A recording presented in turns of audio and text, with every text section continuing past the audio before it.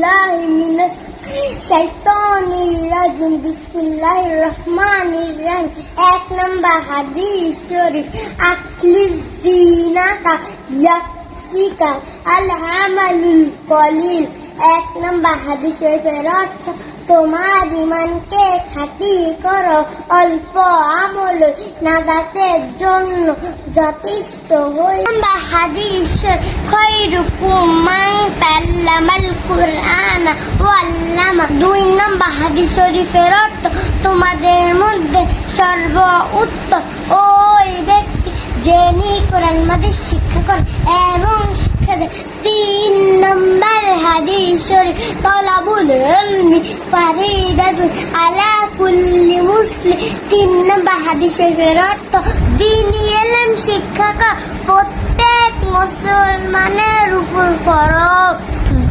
নম্বর হাদিস শরীফ, আত-তুহুরু শাতরুল ঈমান।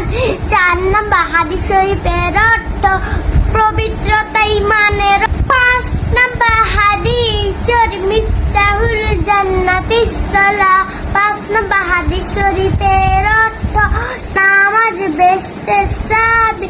6 নম্বর হাদিস শরীফ, আউয়ালু মা ইউহাসাবু বিহিল আবদু ইয়াউমাল কিয়ামাতিস সালাহ।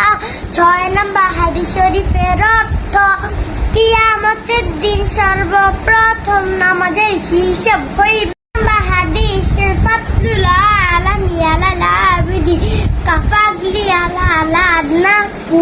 নম্বর হাদিস শরীফের অর্থ, তোমাদের মধ্যে সর্বাপেক্ষা ছোট ব্যক্তি হইতে আমার মতবা যত বড়, একজন খাঁটি বেইলে আলেমের চেয়ে আমার মতবা